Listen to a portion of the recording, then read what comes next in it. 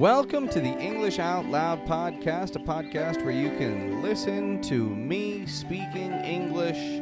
You can learn from me. I'll give you tips. I'll tell you the things, just the things that you don't think about. There are a lot of things that you don't know that you don't know. And I'm here to tell you about those things. For example, in the English language, did you know that you can say the word had 4 times in a row? Check this out. The decisions he had had no impact on the outcome. What? Had 4 times. The decisions he had had no impact. Consider that. That is just one of many things that I'm here to teach you. And today, I've decided, why not just have a chat? You know, this is a podcast. All I really need to do is talk, and that's all that I gotta do. I just gotta talk. I don't gotta do anything. I'm just having fun. And I was thinking to myself, this is episode number 10. Episode number 10. I've got some people have listened to every single one. And thank you to those people. And other people, maybe this is the first one that they'll hear, but it's episode number 10 nonetheless. Now, the important thing about that is that 10 is our first 2-digit number. Every number to come after this is going to be 11, 12, 13, 14, but no more single digits. This means that we are getting into some deep waters when it comes to English classes. But for today, we're just going to chat. Well, I'm going to chat. I've got all these people listening to me, and they don't even know who I am. So let me introduce myself a little bit. My name is Pat. I live in Mexico. I'm from Toronto, from Canada. And I got married a little over a year ago with a lovely Mexican girl named Estefania. She studies medicine. Estefania does some fantastic things. And at the moment, we just support each other. I cook her food. She does the laundry. I clean up. She takes the dogs for a walk. By working together through these hard times, we've managed to begin to build a home. But this is all a pretty recent thing for me. You see, I've spent a couple of years here in Mexico teaching English, but not online. I was teaching English on foot. You know, I was running all over this city trying to get people to take my classes. I had a business card. I still have a business card. Business cards. And I go out and I would tell people, hey, if you want to learn some English, if you want to improve it, pick up on your speaking skills, give me a call. And I'd pass it out to people. And then they'd pass it on to other people. And you know, I did get a fair number of calls back, actually. Enough that I was able to get by for a time teaching. Here's the trouble, though. I don't have a car. So I would spend my days morning till night running from one end of this city to the other. And then another end of the city and all over the place just to make a couple bucks. Well, that's also part of the trouble. I wasn't even making a couple bucks. I was making a couple pesos. And while I was doing all my running, I would get tired. And so I would have to go to Starbucks. And I would go to Starbucks between classes to do some schoolwork because I was taking some courses online. And then I would be in Starbucks and I would buy a coffee because I was in Starbucks. Starbucks has good coffee. And then I would buy a cheesecake. And then get hungry a little while later and I'd buy a sandwich. And then I'd need something to go with my sandwich. I'd buy a bottle of water. Before I knew it, any money I had made, I had spent before I even left the house. This happened again and again and again.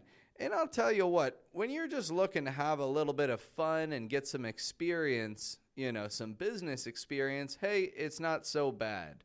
I was okay living like this for a little while. What more did I need? But eventually I realized I can't do that forever. I gotta come up with something that works better for me. You know, you've gotta take care of yourself. And so I found some fantastic opportunities to work online.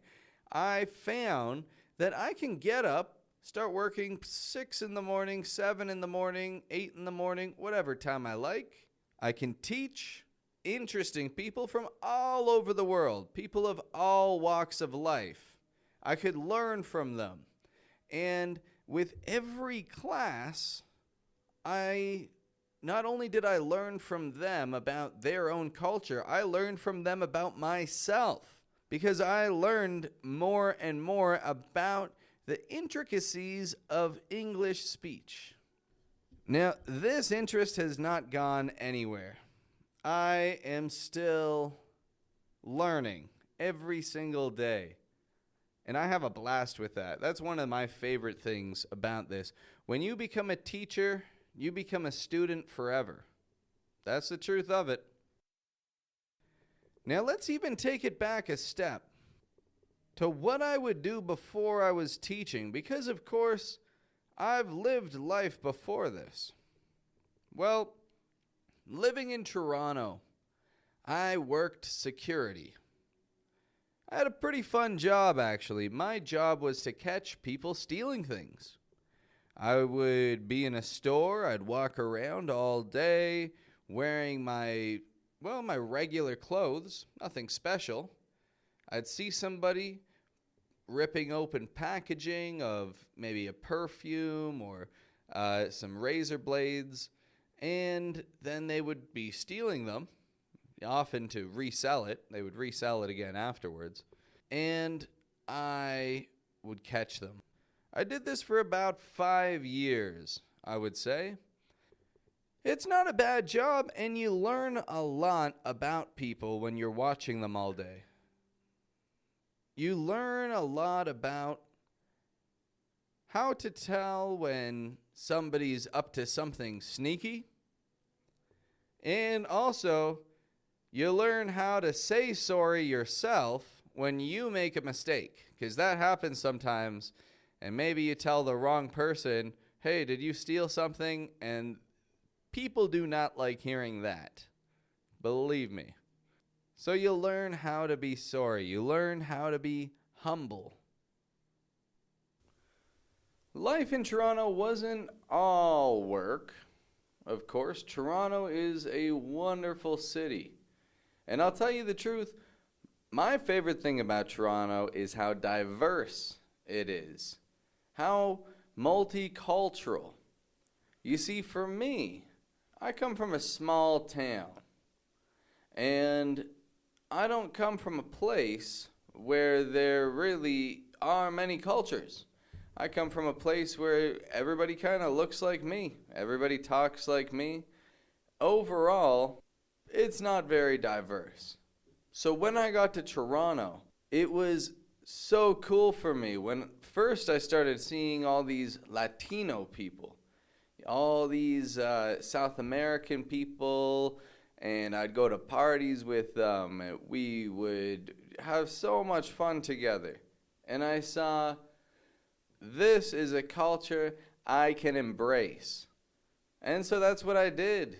I started learning about the Latino culture, listening to Latino music, trying to learn how to dance. I'm not good at it. I'm not very good at Latino dances. That's okay because I have fun. And the fact is, maybe I'm not the best at it, but I'll tell you, I'm better than I was a few years ago. Definitely better than I was a few years ago. But aside from the Latino culture, which is so much fun in Toronto, you can embrace cultures from all over the world. You can experience, at the very least, the foods. If there's nothing else to experience from these places, you can most certainly taste the food, and quite often you can find some authentic restaurants. Some of these would just blow your mind. I'm telling you, some of the restaurants in Toronto are unbelievably good. You would almost swear that you're in the country of the restaurant that you're eating in. It's good stuff. But now beyond the foods, we celebrate culture through festivals. From the months, starting in May, all the way up until September, more or less, there are cultural festivals every single weekend, sometimes on weekdays too, in Toronto. For example, you can go to the Greek part of town. You can have go celebrate the Greek festival there, try some food from Greece, all these wonderful things. Then the following week, you might have Caribana, the Caribbean Festival. That is a real party. Definitely suggested to anybody who wants to have a good time.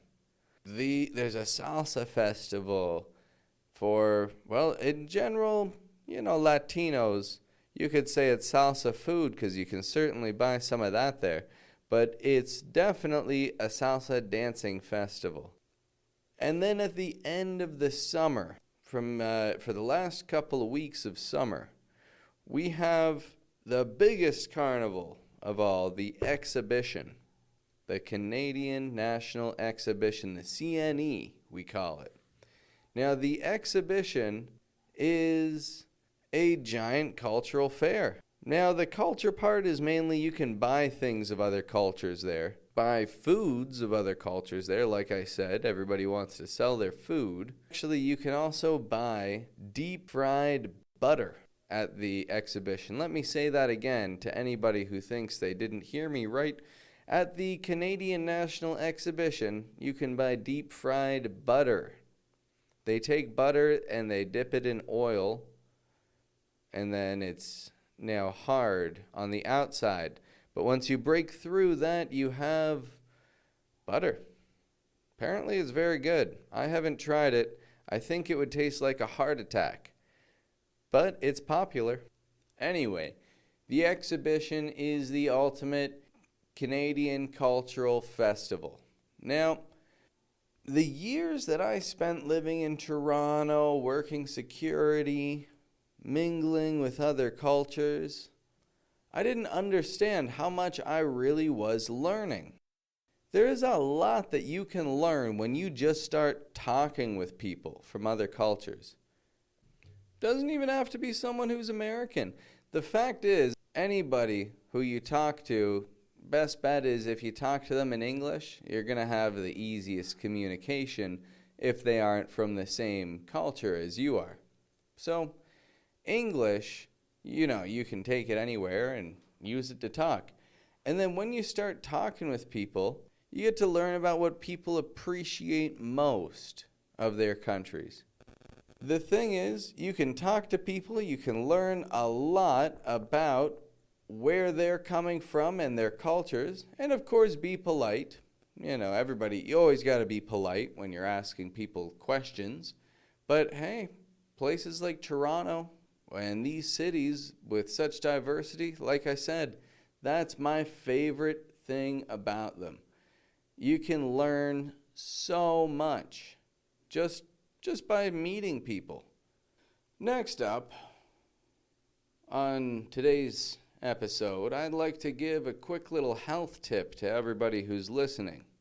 Now, unless you have any medical reason not to eat cucumber, or else if you just really, really don't like cucumber, I've got a tip that that everybody needs.